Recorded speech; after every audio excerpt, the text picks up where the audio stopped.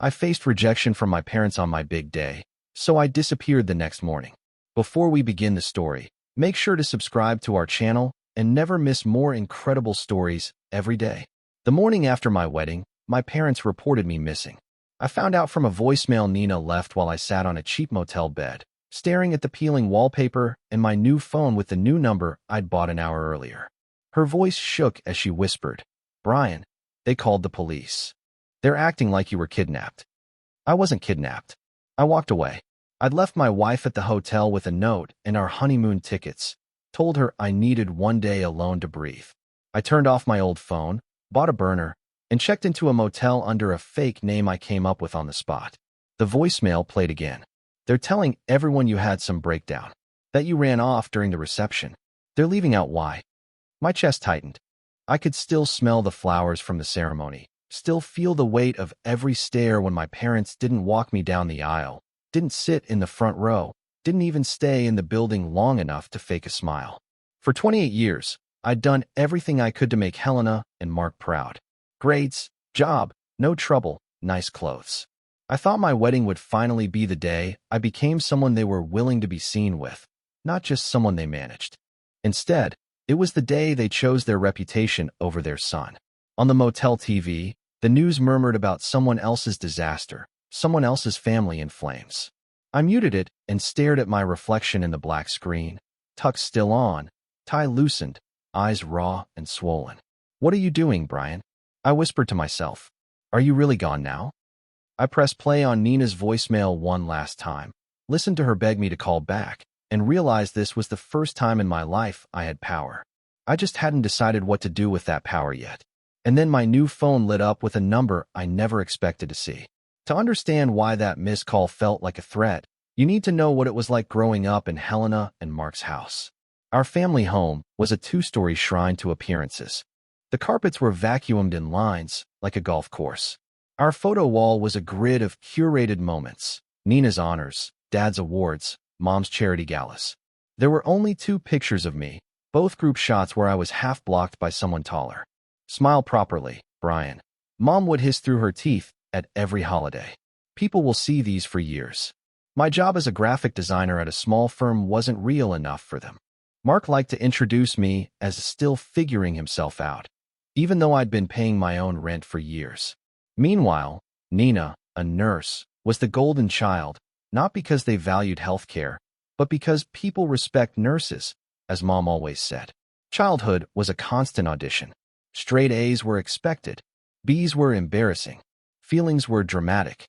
The only acceptable emotions in our house were pride and polite laughter. Everything else lived in the walls, humming like electricity. 3 months before the wedding, Helena called and joked about my fiancé. "So, she's not exactly from our circle," she said. "Mom, she's kind, she's smart, she loves me," I replied. "I didn't say she wasn't nice," Helena answered. "I'm just worried what people will think." What people will think. Her favorite sentence. Mark stayed silent most of the time, but he didn't have to speak to send a message. One raised eyebrow at my thrift store suit. One sigh when I mentioned we were having a small ceremony instead of the full church production he'd envisioned. A week before the wedding, he finally said something. "You know," he muttered over coffee, not looking up, "if you're going to embarrass us, at least don't drag the entire family along." I laughed it off that day.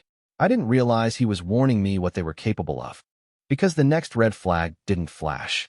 It exploded right in the middle of our wedding planning group chat. The group chat was supposed to make things easier. Me, my fiancé, Nina, Mom, Dad. A polite little digital circle where decisions could be discussed as a family. In reality, it was Helena's stage. My fiancé sent a photo of her simple lace dress. "It's beautiful," Nina replied instantly. I added, "You're going to take my breath away." Helena took 3 hours to respond. "It's modest," she finally wrote. "Are you sure you don't want something more elegant? People will expect more at a proper wedding." "Mom, it's our wedding, not a runway." I typed, deleting and retyping 3 times before sending. Mark just reacted with a thumbs up to Helena's message, like his digital seal of approval. We argued over everything. The venue. I wanted the small garden overlooking the city where we'd had our first date. Helena wanted the big church where she could parade her friends down the aisle. The guest list. I wanted close friends and family. She wanted every person who had ever seen her Instagram stories. Nina tried, bless her. Mom, it's Brian's day, she said during one call I overheard. You had your wedding. That's exactly why I know how this should be done, Helena snapped. He doesn't understand how people talk. Red flags started waving. Late responses to my texts. Vague, we'll see replies when I asked if they'd confirmed their hotel. Mark quietly canceled the rehearsal dinner he'd promised to host, claiming work. Still, I clung to hope. Because they're my parents, I told myself. They'll show up when it matters. On the day before the wedding, Mom finally called. Brian, are you absolutely sure about this? She asked, skipping hello. Yes, Mom. I love her. I'm not saying you don't, she said tightly. But some choices follow you for the rest of your life. Like abandoning your son's wedding. I joked, trying to lighten it. She went quiet. I would never do that, she said. Not unless you force my hand. I laughed then. But standing in the groom's room the next day, looking at the empty seats reserved for them, I realized she hadn't been joking at all. The venue smelled like peonies and anxiety. While my best man straightened my tie, I kept glancing at the clock on the wall and the empty chairs in the front row, their names printed in perfect calligraphy. Relax, man, he said.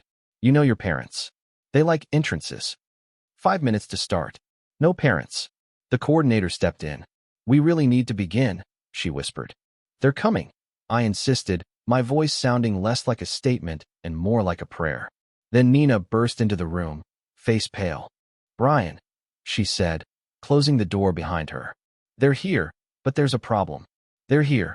Relief washed over me so fast I felt dizzy. Okay, fine. What? Is Mom mad about the flowers? Nina swallowed. They're in the parking lot. They won't come inside. My stomach dropped. What do you mean they won't come inside? She pulled out her phone and turned the screen toward me. A text thread from Helena. We cannot, in good conscience, be seen supporting this. We raised Brian better. If he wants to shame us publicly, he can do it alone. I reread the words until they blurred. They're saying if they walk in there, people will think they approve, Nina said quietly. Mom said, I didn't spend my life building a reputation to throw it away for his choices. My knees buckled. I grabbed the edge of the table. What choices? I demanded. Loving someone who didn't come from the right zip code? Nina's eyes filled with tears. They said marrying her after you refused Dad's job makes you look ungrateful. Reckless. Like you don't value what they gave you. Outside, music started playing, muffled through the walls. The coordinator knocked again, more urgently. We're ready whenever you are. I stared at the empty chairs. At my reflection, now a stranger in an expensive suit. My whole life, I believed that if I did everything right, one day I'd finally be good enough to stand next to them. In that moment, I realized they would rather stand in a parking lot than stand by their son. I took a breath, wiped my eyes, and walked toward the aisle, knowing every step would carve a scar I couldn't yet see. And when I reached the altar and saw those 2 empty seats, something inside me quietly snapped in half. People told me later that the ceremony was beautiful. They said the vows made them cry. The music was perfect. The sunset turned the garden gold. I don't remember most of it. My brain recorded it all through a fogged-up window. What I do remember is glancing at those chairs during every pause. 2 empty spots like missing teeth in a perfect smile. After the ceremony, guests came up to hug me. Your parents must be so proud, one of Mom's friends said. I forced a laugh. Yeah, they had to step out. They'd driven away 15 minutes before the ceremony started. Nina told me later that Helena sat in the car, arms folded, while Mark stared straight ahead. You still have time to stop this, Helena had said. Call it off and we'll go in. Otherwise, we're leaving. They left. I got married. That night, after the last guest staggered out and the DJ started packing up, the quiet hit me like a brick. My wife fell asleep in our suite, makeup smudged, hair full of pins. I slipped out onto the balcony with my phone, fingers shaking. There were 4 missed calls from Helena, 1 from Mark. I called back. She answered on the first ring. So, she said. No hello. You went through with it. Yeah, Mom, I said hoarsely. I married the woman I love. You humiliated us, she snapped. Do you have any idea what people are saying? They were asking where we were, what we thought. We had to tell them we don't condone this. Condone what? I shouted before I could stop myself. Me being happy. Mark's voice cut in from the background. Lower your voice, Brian. You didn't even come inside, I said. You sat in a parking lot and judged me. Helena's voice went cold. We protected ourselves. If you want to live like this, that's your choice. But don't drag our name into it. So I'm not part of your name anymore. I whispered. Silence. Then, you made your bed. The call ended. My hands trembled so hard I dropped the phone. Behind me, the door opened a crack and Uncle David stepped out, face lined with worry. You don't have to keep doing this, kid, he said softly. You know that, right? And in that quiet, something started forming in my mind that didn't feel like a thought. It felt like an exit. I didn't sleep. While my wife breathed softly in the dark, I sat in the bathroom with the fan on, scrolling through every old message thread with my parents like an archaeologist digging for proof that it hadn't always been this bad. It had. I'd just been too busy trying to be good to notice. There was the time Helena joked that if I married outside our culture, she'd wear black to the ceremony. The time Mark said, "You're lucky we let you move out. Some families would have cut you off already."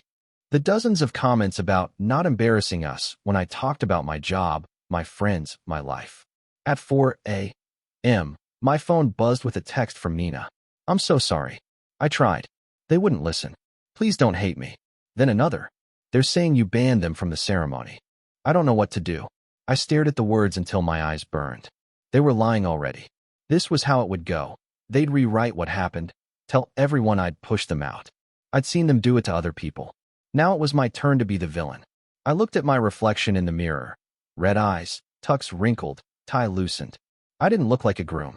I looked like a ghost haunting his own life. A thought slipped in, quiet and dangerous. You could just leave.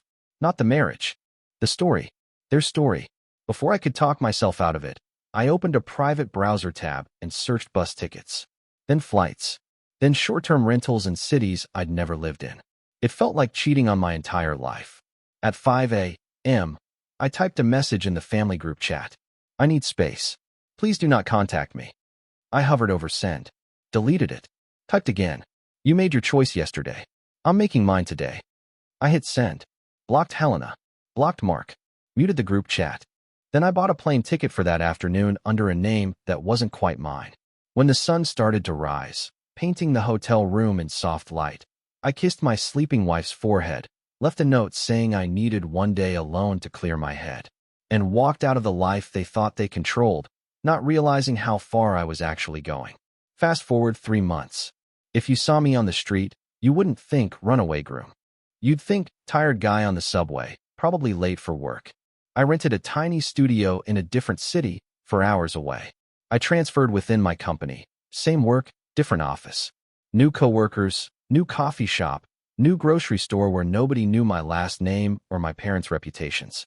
I told my wife everything. I didn't ghost her, I ghosted them. She came out a few days after I disappeared, furious and terrified. But when she saw what I'd done to myself trying to keep them happy, her anger turned into something like grief. We can build something without them, she said, squeezing my hand in our new kitchen, boxes everywhere. If that's what you need. I started therapy. My therapist, a calm woman with kind eyes, said words like enmeshment and conditional love and emotional abuse. I kept waiting for her to say I was being dramatic. She never did. Still, peace didn't come easy. I jumped every time my phone buzzed. Nightmares replayed the wedding over and over, but in them, the chairs weren't empty. They were filled with strangers staring, pointing, laughing. Only one person from my old life had my new number. Uncle David. He called once every few weeks just to say, still alive? And then talk about football, or a movie he'd seen, or a recipe he'd tried. Only at the end would he add, they're still pretending this was all your fault, you know. What are they saying? I asked once, heart pounding despite myself. He sighed. They tell people you had a breakdown, that you banned them from the wedding because they didn't approve of your choices. They frame themselves as heartbroken parents who did their best. I leaned against the wall, the room spinning. Of course they did. Do people believe them? I asked. David hesitated. People believe whatever lets them sleep at night, kid. I thought running away would free me from them. Instead, I realized they were still living rent-free in every story told about me. And then one night, that story spilled into my new life in a way I couldn't ignore anymore. It started with a tagged photo. I was scrolling mindlessly through social media, half watching a cooking show, when a notification popped up. You might be in this photo. Curious, I tapped it. There I was, in the background of a picture someone had posted of a hospital fundraising gala. I'd gone with my wife's work. I was blurry, mid-laugh, standing next to a banner with the hospital's name on it. No big deal, until I saw the comment underneath from a mutual acquaintance back home. Isn't that Helena's son? The one who ran away at his own wedding? My stomach nodded. I clicked the profile. We had mutuals. More than I wanted. Another comment appeared. I heard he kicked his parents out because they wouldn't support his lifestyle, someone replied. So sad. They're devastated. Lifestyle. Their favorite vague, poisonous word. My thumb hovered over the screen. I could feel my heart beating in my throat. Behind me, my wife walked in, drying her hands on a towel. Everything okay? She asked. I showed her the comments. Her jaw clenched. They're still doing this. They're turning me into a cautionary tale. I muttered. The ungrateful son who snapped. A DM popped up from an unknown account. Hey, I don't know if you remember me, but I went to church with your parents. They're telling people you vanished because you got mixed up in something bad. Drugs or... I don't know. Just thought you should know. The room suddenly felt too small. I paced, hands shaking. Do I correct them? Do I comment back? Do I just let it rot? My wife touched my arm. What do you want, Brian? Not what's fair. What's safe for you? I didn't know. All I knew was the story had crossed state lines and leaked into the life I was trying to build. That night, I lay awake, staring at the ceiling, hearing Helena's voice in every whisper, Mark's silence in every doubt. I thought I could outrun the narrative. But the world has a way of shrinking when your family is determined to drag your name around town. A week later, my phone rang with Uncle David's name, and his first words made me realize running wouldn't be an option much longer. Your dad had a heart attack, Uncle David said. I sat down hard on the edge of the bed. For a second, the world tunneled, sound rushing in and out like waves. Is he? I managed.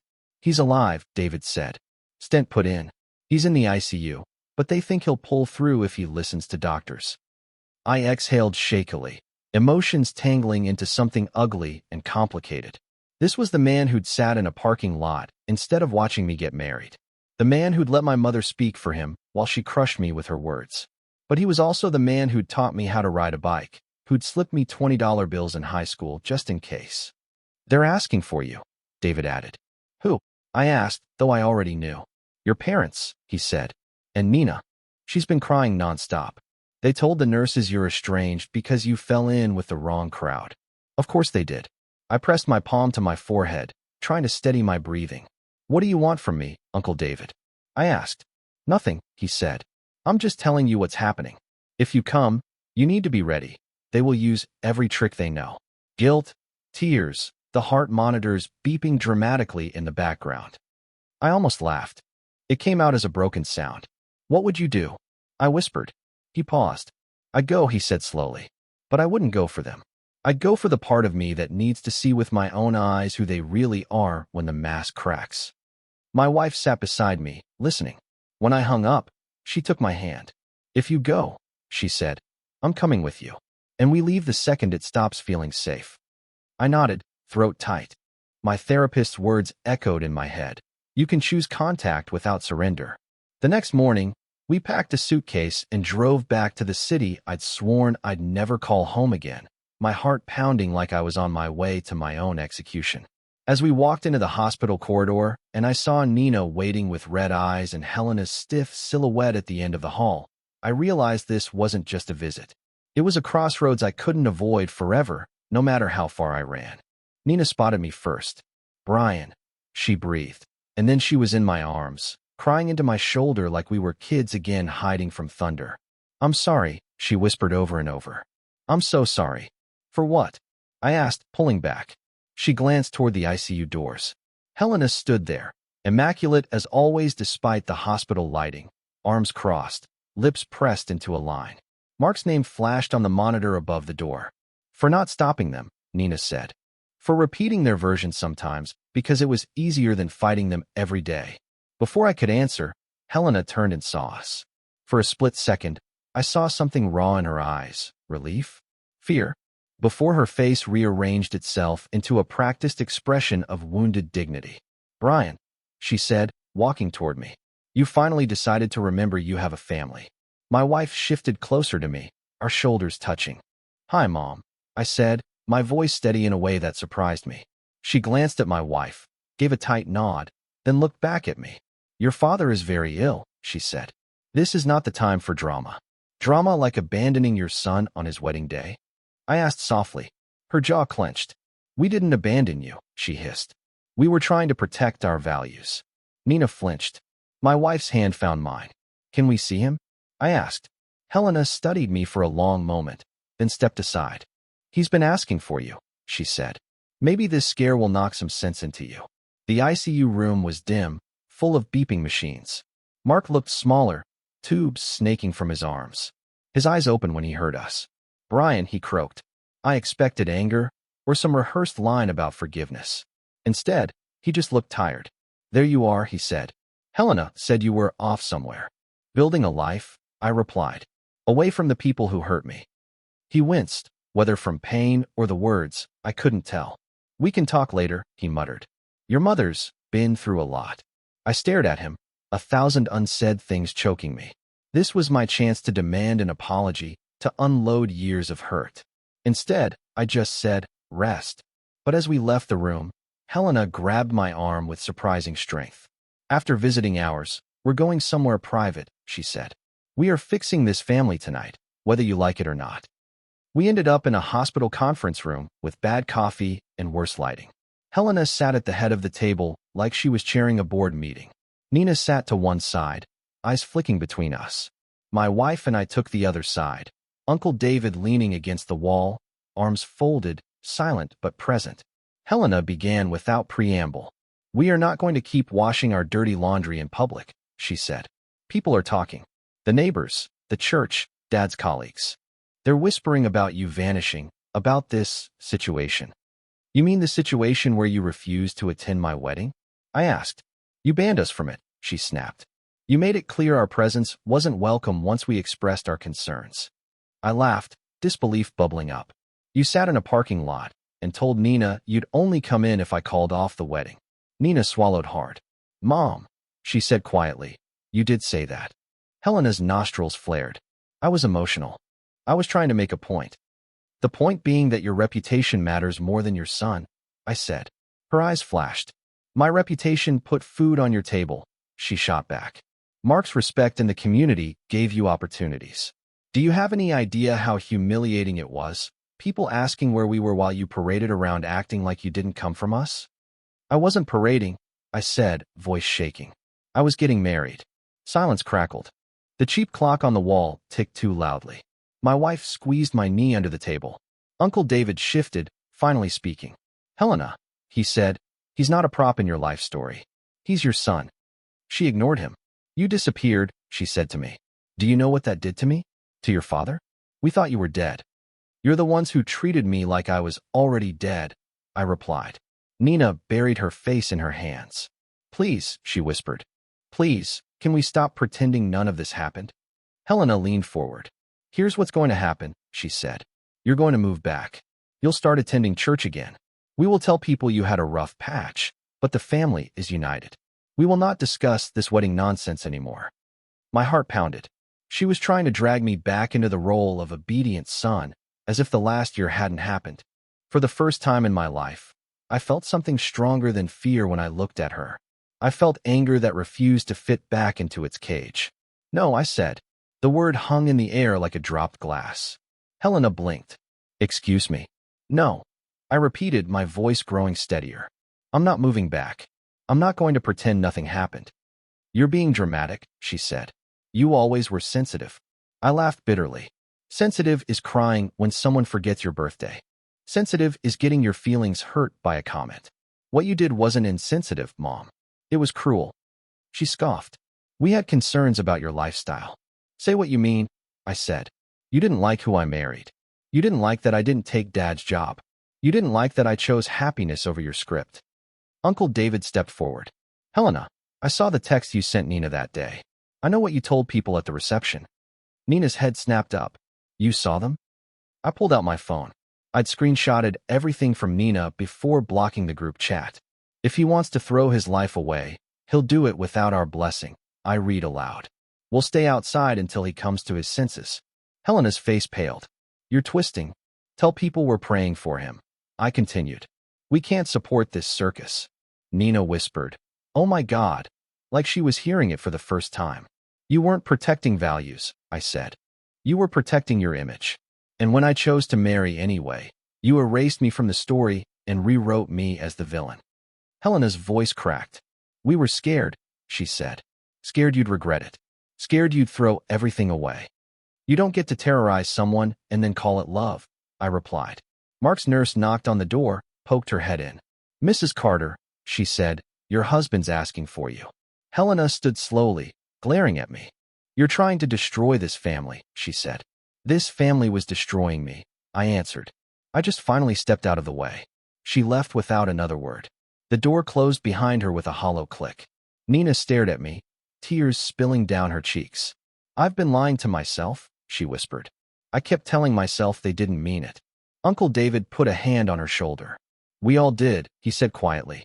I sank back in my chair, shaking, realization washing over me like cold water. For the first time, other people had heard the truth out loud. But I knew the real fallout was only just beginning. The fallout came faster than I expected. Within days, relatives I hadn't heard from in years were messaging me. Some sent cautious, neutral texts. Hey, heard you were back in town. Hope you're okay. Others were blunt. How could you speak to your mother like that while your father's in the hospital? One aunt wrote, You're breaking Helena's heart, another said. She did her best. Uncle David called to warn me. Your mom's spinning it, he said. She's telling people you ambushed her while she was vulnerable. That you're trying to punish them. Of course she was.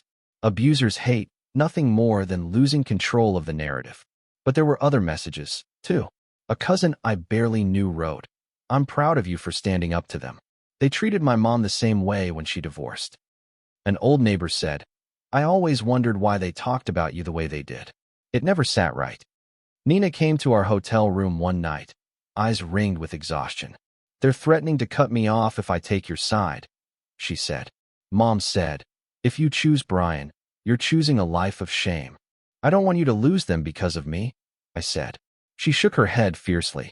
I'm not losing you again, she said. If they want a daughter who pretends none of this happened, they can keep the fantasy version of me they already talked to. My heart cracked and healed at the same time. But there was a cost for me, too. Word got around my extended family's network that I was unstable. My boss pulled me into his office, concerned. Your emergency contact listed your parents, he said gently. We got a call asking if you seemed mentally unwell at work. I closed my eyes for a moment. No, I said. I'm not unwell. I'm estranged. There's a difference. At night, I lay awake, wondering if I'd made everything worse. I'd wanted freedom, but all I'd done was stir up a hornet's nest. One evening, my therapist asked, What does worse mean to you, Brian? I thought about it. Worse is going back to pretending, I said slowly. Worse is letting them treat my wedding like a mistake we don't mention. She nodded. Then maybe this chaos is not the worst thing, she said. It still hurt like hell. But for the first time, the pain felt like something that might lead somewhere different. And that's when I realized I had one more decision to make. Not about them, but about how much space they would take up in the rest of my life. After Mark was discharged and things settled into a tense, fragile truce, my wife and I went home. Not to my childhood house. To our little apartment in the city they still refused to visit. I didn't cut them off completely overnight. Instead, I did something that would have terrified past me. I set rules. No surprise visits. No yelling. No bringing up my wedding as a phase. Any violation meant the call ended, the visit ended, the message went unanswered. I sent those boundaries in a carefully worded email I wrote with my therapist's help. I half expected Helena to explode. She replied with one sentence. Your demands are unreasonable, but we will do our best. It wasn't an apology. It wasn't accountability. But it was something. A tiny, grudging acknowledgement that my needs existed. Weeks passed. Some days, I didn't think about them at all. That felt both miraculous and wrong, like forgetting to breathe. Other days, a smell or a song would yank me back to that empty pair of chairs, and I'd have to sit with the grief. I built routines that had nothing to do with them. Saturday mornings at the farmer's market. Game nights with friends who knew my story and didn't flinch. Late night walks with my wife, talking about future kids and how we'd never weaponize what people will think against them. Nina called often. Sometimes she vented about Helena's latest cold comment. Sometimes we just talked about shows we were watching. "I'm looking at apartments closer to you," she said one day. "I need distance too." Uncle David visited, bringing homemade lasagna and stories about his own estrangement years ago. "They never forgave me for not taking over the family business," he said. "I spent half my life thinking I was defective. Turns out I was just different." Slowly, the constant ache turned into a dull bruise. They were still my parents. I still loved them in a way I couldn't fully explain. But I stopped needing their love to feel real in my own skin. One evening, my phone buzzed with an email notification from Helena, and as I opened it, I realized this might be the moment everything finally tipped one way or the other. The email was longer than anything Helena had written me in years. I scanned it quickly, braced for accusations, but it wasn't exactly that. "I don't understand your choices," she wrote. "I don't like how you've handled things. But I've been talking to Father Greg, and he says holding on to anger is a sin.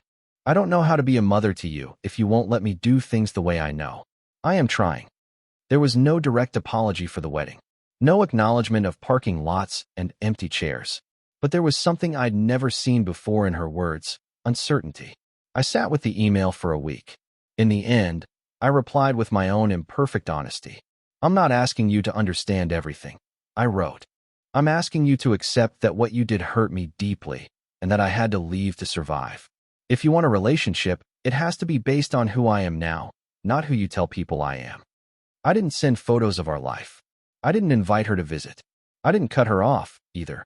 I chose something in between. Cautious, conditional contact. Enough to know they're alive.